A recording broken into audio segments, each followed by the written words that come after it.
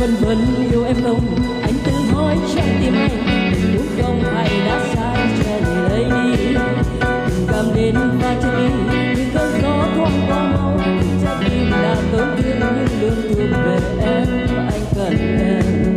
dù nơi đâu anh luôn cần em share the journey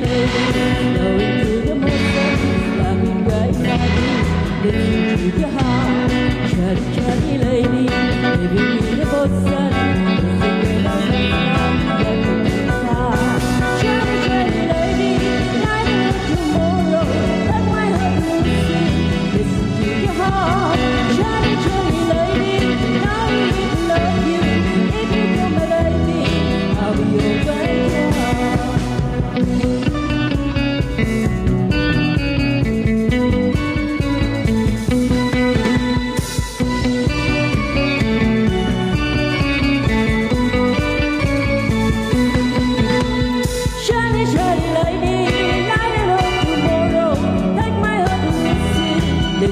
your heart